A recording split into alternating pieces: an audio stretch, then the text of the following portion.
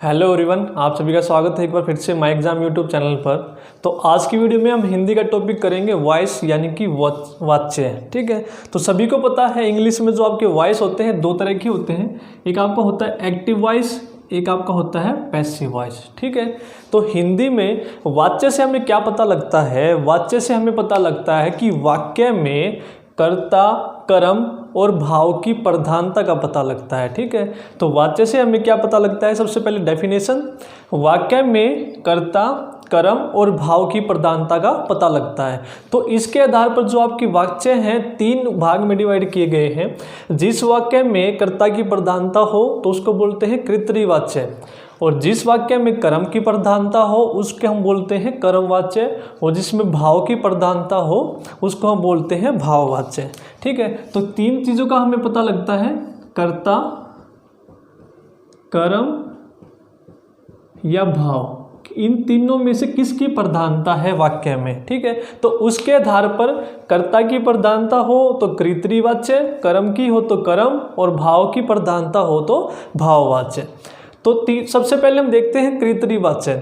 जो कर्तृवाच्य है आपके यानी कि एक्टिव वॉइस सभी को पता है। इंग्लिश में जिसको नहीं पता है सिंपल जैसे मैं बोलता हूं, आई प्ले हॉकी। जैसे मैंने इंग्लिश में एक सेंटेंस बोला, आई प्ले हॉकी। ठीक है, तो इसमें आपको क्या है, ये आपका एक सिंपल सेंटेंस है यानी कि एक्टिव वॉइस है। यानी कि आपका क्या है, सब्जेक्ट है, वर्ब है और ऑब्जेक्ट है। यानी कि कर्ता है, कर्म है और क्रिया है, तीन चीजें हैं। अगर इसका मैं पैसिव वॉइस बनाऊं तो कैसे बनेगा इसका? हॉकी इज प्लेड बाय मी। ठीक है, तो मैंने क्या किया, ऑब्जेक्ट को यहां पर क्या बना दिया, सब्जेक्ट बना दिया। ये आपकी क्रिया है और ये आपका कर्ता है। ठीक है, तो मैं हॉकी खेलता हूं, मुझसे हॉकी खेली जाती है, और भाव में मैं क्या बोलूंगा, मुझसे हॉकी नहीं खेली जाती है। तो ठीक है, तीनों का अलग अलग है, हम बारी बारी से डिस्कस करते हैं। तो सबसे पहले हम कर्तृवाच्य इसकी पहचान देखते हैं। जिस वाक्य में आपको ने या फिर कारक चिन्ह शून्य दिखे, यानी कि आपका जो कारक चिन्ह है आपको नहीं मिले वाक्य में, वो आपकी पहचान होगी। या फिर जो आपकी क्रिया है वो कर्ता के आधार पर क्या हो रही होगी, परिवर्तन हो रहा होगा, चेंज हो रहा होगा। ठीक है, क्रिया में जैसे यहाँ पर क्या है, जो आपकी क्रिया है सब्जेक्ट के अकॉर्डिंग क्या हो रही है, चेंज हो रही है। ठीक है, जैसे मैं यहाँ पर सब्जेक्ट चेंज कर दूँ, अपना ही लगा दूँ यहाँ पर, तो क्या हो जाएगा आपका, ही प्लेज हॉकी। यानी कि जो आपकी क्रिया है सब्जेक्ट के अकॉर्डिंग क्या हो गई, चेंज हो गई। ठीक है, अगर इस जिसको इंग्लिश में पता है तो वो हिंदी में आसानी से बना लेगा। अगर जिसको इंग्लिश में कंफ्यूजन होती है वॉइसेस में, अगर वो हिंदी में जानता है तो इंग्लिश में भी अच्छी तरह समझ जाएगा। ठीक है, तो अब हिंदी में हम बात करें, राम ने दूध पिया। ठीक है, यानी कि इसमें क्या है आपका, राम आपका कर्ता है। ठीक है, राम ने क्या पिया, दूध पिया। ठीक है, यानी कि जिस वाक्य में आपको ने दिख जाए, इसमें आपको ने दिख गया, ठीक है, ज्यादातर आपको ने दिखेगा, तो वो आपका क्या होगा, कर्तृवाच्य यानी कि कर्ता की आपकी क्या है, प्रधानता है इसमें राम। अब नेक्स्ट है जैसे आपका सीता गाती है। ठीक है, तो सीता गाती है, यहाँ पर आपको क्या दिखा, कारक चिन्ह का लोप हो गया, यानी कि कारक चिन्ह है ही नहीं। अगर मैं यहाँ पर यहाँ पर मैं बोलता सीता ने गाना गाया, ठीक है, तो कारक चिन्ह आपका यहाँ पर क्या आता, ने। अब यहाँ पर कारक चिन्ह आपका है ही नहीं, सीता डायरेक्ट बोल दिया मैंने गाती है, तो सेकंड पहचान होगी, कारक चिन्ह का आपका क्या हो जाएगा, शून्य हो जाएगा। तीसरी आपकी पहचान है, जो क्रिया है कर्ता के आधार पर परिवर्तन होता है क्रिया का। कैसे? अब जैसे मैं बोलूँ यहाँ पर सीता गाती है, जो सीता है आपकी गाती है, ये किसके अकॉर्डिंग आया है, आपका सीता के अकॉर्डिंग आया है, यानी कि कर्ता के अकॉर्डिंग आया है। जैसे हमने यहाँ पर भी देखा था, जो आपकी क्रिया है सब्जेक्ट के अकॉर्डिंग आई है। अगर मैं यहाँ पर सीता की बजाय मैं यूज करूँ राम गाता है, तो ऐसे तो यूज नहीं बोलूंगा मैं, राम गाती है। ठीक है, यानी कि क्या हुआ, जो आपकी क्रिया है किसके अकॉर्डिंग आई है, वो आपकी कर्ता के अकॉर्डिंग आई है। ठीक है, तो तीनों पहचान आपको याद रखनी है, ने, कारक चिन्ह आपका शून्य होगा, या फिर जो आपकी क्रिया है कर्ता के आधार पर चेंज हो रही होगी। ठीक है, नेक्स्ट है बच्चे फुटबॉल खेलते हैं। ठीक है, यहाँ पर बच्चे क्या है आपकी, कर्ता है, फुटबॉल खेलते हैं। ठीक है, जो खेलते हैं वो किसके अकॉर्डिंग आ रहा है, आपका बच्चों के अकॉर्डिंग आ रहा है। ठीक है, यानी कि इन सभी वाक्यों में आपने देखा राम, सीता और बच्चे सभी में क्या है, कर्ता की प्रधानता है।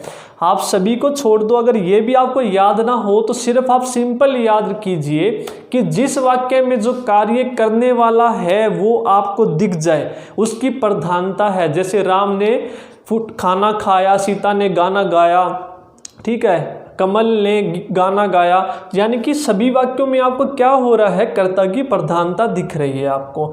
ठीक है, और आपसे एग्जाम में पूछा जाता है जो आपके कृतवाच्य हैं ये दोनों क्रिया से बनते हैं आपके। ठीक है, सकर्मक और अकर्मक।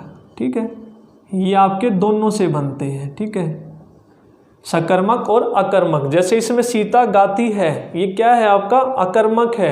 अगर मैं बोल तो यहाँ पर यूज करते हैं हम सीता गाना गाती है, तो आपका क्या हो जाता, सकर्मक। यानी कि जो आपके कृतवाच्य हैं, एक्टिव वॉइस है, ये सकर्मक और अकर्मक दोनों से बनते हैं। ठीक है, अब नेक्स्ट हम बात करते हैं कर्मवाच्य की। ठीक है, तो कर्मवाच्य में क्या है, आपके पैसिव वॉइस है, यानी कि कर्म दिख रहा है आप में, यानी कि क्या है, इसमें कर्म की प्रधानता होगी आपकी। ठीक है, जैसे इसकी पहचान है आपकी के द्वारा, या फिर क्रिया जो है आपकी कर्म के आधार पर चेंज होगी। यानी कि अगर कर्म की प्रधानता है तो कर्म के आधार पर ही क्रिया क्या होगी, चेंज होगी। यहाँ पर आपकी कर्ता के आधार पर थी। अब जैसे मैं बोलूँ राम के द्वारा दूध पिया जाता है, ठीक है, तो राम के द्वारा इसमें आपको दिख गया, या एक तो पहचान है आपकी, राम के द्वारा क्या है, दूध पिया जाता है। ठीक है, सेकंड है सीता से गाया जा रहा है। ठीक है, तो सीता से क्या गाया जा रहा है, गाना गाया जा रहा है, या फिर ऐसे भी बोल सकते हैं सीता से गाना गाया जा रहा है। तो हमने इसमें क्या है, आपके कर्म है, यानी कि ये क्या बनते हैं, हमेशा सकर्मक क्रिया से बनते हैं। ठीक है, ये आपके हमेशा सकर्मक से, यानी कि स का मतलब उसमें कर्म होगा ही होगा आपका। ठीक है, अगर कर्म होगा नहीं तो हम जो है आपके हैं कर्मवाच्य नहीं बना सकते। ठीक है, कर्म यानी कि सकर्मक, यानी कि कर्मवाच्य है, कर्म उसमें है, तो स का मतलब सकर्म है। अकर्मक यानी कि कर्म उसमें नहीं है। अब नेक्स्ट देखते हैं, सीता से गाया जा रहा है, लेख लिखा गया। ठीक है, जो आपका लेख है लिखा गया है, तो लेख लिखा गया है, यानी कि कर्म क्या है यहाँ पर, आपका लेख आपका कर्म है, तो कर्म की प्रधानता है यहाँ पर। पुस्तक पढ़ी गई, क्या पढ़ी गई, पुस्तक पढ़ी गई, यानी कि पुस्तक आपका क्या है, कर्म है, तो कर्म आपका यहाँ पर क्या है, पुस्तक, पुस्तक यहाँ पर पढ़ी गई है। ठीक है, अब जैसे के द्वारा आपको दिख गया। अब बात करते हैं हम, जो आपकी क्रिया है कर्म के आधार पर कैसे चेंज होती है, पुस्तक पढ़ी गई। ठीक है, अब पुस्तक के अकॉर्डिंग आपकी जो क्रिया है वो किसके अकॉर्डिंग आई है, कर्म के अकॉर्डिंग आई है, पुस्तक पढ़ी गई। ठीक है, अब पुस्तक की जगह यहाँ पर मैं बात करूँ पाठ पढ़ा गया, अगर मैं यहाँ पर बात करता पाठ की, तो आपका यहाँ पर जो क्रिया है क्या आती, पढ़ा। ठीक है, तो यानी कि जो आपकी क्रिया है किसके अकॉर्डिंग चेंज हो रही है, कर्म के अकॉर्डिंग चेंज हो रही है। ठीक है, तो ये थे आपके नियम के आधार पर, या फिर सिंपली मैं बात करूं यहाँ पर क्या थी, आपकी क्रिया को करने वाला होता है हमेशा। ठीक है, और यहाँ पर जो क्या है, आपकी जो क्रिया हो रही है, ठीक है, जैसे क्या हो रही है क्रिया, दूध पिया जा रहा है, लेख लिखा जा रहा है, गाना गाया जा रहा है। ठीक है, जो आपकी क्रिया है, यानी कि जो भी आपका कर्म है, काम हो रहा है, आपको कैसे पता लगता है कर्म का, क्या, या फिर कैसे आप क्वेश्चन में लगाकर कर्म का पता लगाते हैं। जैसे लेख लिखा गया, क्या लिखा गया, लेख लिखा गया, तो उससे आपको क्या मिला, क्या लगाकर लेख मिल गया, यानी कि लेख लिखा गया से आपका क्या पता लग गया, आपको कर्म पता लग गया, यानी कि आपकी क्या हो रही है, यहाँ पर कर्म की प्रधानता हो रही है। ठीक है, अब है भाववाच्य, जिसको हम बोलते हैं इम्पर्सनल वॉइस। तो सबसे ज़्यादा कन्फ्यूजन होती है बच्चों को इस भाववाच्य में। ठीक है, तो सबसे पहले हम देख लेते हैं 90% आपका इसमें से यूज़ होता है। ठीक है, तो से आपका इसमें भी यूज़ होता है, लेकिन ये के द्वारा के रूप में होता है। 90% आपका भाववाच्य में से यूज़ होता है। अभी हम बात करेंगे कि से अगर आपका हो जाए तो कैसे पता लगाएंगे कि कर्मवाच्य है या फिर भाववाच्य है। और इसमें मैक्सिमम जो आपकी है इनएबिलिटी शो होती है, यानी कि असमर्थता दिखती है। यानी कि नकारात्मक सेंटेंस होते हैं, यानी कि जो आप काम कर सकते थे वो आप कर नहीं पाए, तो यानी कि असमर्थता दिखेगी आपको हमेशा भाव में। तो भाववाच्य है यानी कि भाव की प्रधानता है और ये हमेशा अकर्मक क्रिया से बनते हैं। ठीक है,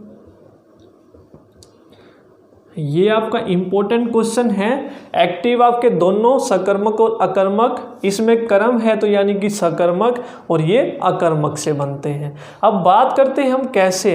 अब जैसे मैं बोलूं मुझसे चला नहीं जाता, तो इसमें आपको क्या दिखा, से दिखा और नहीं दिखा, यानी कि असमर्थता दिख रही है, चला नहीं जाता।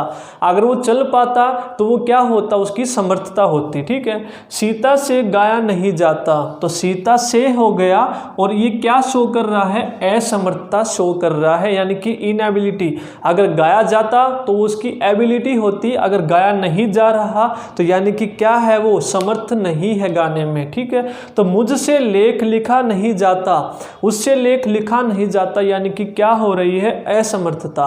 तो हमेशा जो भाववाच्य हैं, आपकी भाव की प्रधानता है, तो वो क्या कर रहे हैं, भाव व्यक्त कर रहे हैं आपका, कि आपसे चला नहीं जाता, आपसे खाया नहीं जाता, आपसे सोया नहीं जाता, आपसे नहाया नहीं जाता। तो यानी कि ये सारे के सारे क्या दिखा रहे हैं, असमर्थता दिखा रहे हैं आपकी, और ये से स्टार्ट होते हैं मैक्सिमम। अब जैसे इसी सेंटेंस में मैं बोल देता, इसी वाक्य में, सीता से गाया नहीं जाता, नहीं जाता यानी कि वो क्या है, असमर्थता है। अगर मैं यहाँ पर नहीं हटा देता, सीता से गाया जाता है, तो वो आपका क्या बन जाता, कर्मवाच्य। ठीक है, यानी कि गाया जा रहा है तो यानी कि वहाँ पर कर्म हो चुका है। ठीक, जो कर्म है आपका वो क्या है, गाना गाया गया उसके द्वारा, तो वो आपका कर्म हो चुका है। अब जैसे मुझसे लेख लिखा नहीं जाता, असमर्थता है, मैं यहाँ पर नहीं हटा दूँ, मुझसे लेख लिखा जाता है, तो ये क्या हो जाएगा यहाँ आपका कर्मवाच्य, यानी कि लेख उससे लिखा गया है या लिखा जाता है, तो वो आपके क्या हो गए, कर्मवाच्य। तो होप आपको तीनों में डिफरेंस पता लग गया होगा। आज की वीडियो में इतना ही, होप आपको समझ आया होगा अच्छे से। आज के बाद आपको कोई कन्फ्यूज़न नहीं रहेगी। होप आपको वीडियो पसंद आई है। अगर वीडियो पसंद आई तो प्लीज़ वीडियो को लाइक कीजिए और ज़्यादा से ज़्यादा वीडियो को शेयर कीजिए। स्क्रीनशॉट लेना चाहिए तो आप ले सकते हैं। नेक्स्ट वीडियो में मिलते हैं। Till then take care, bye bye.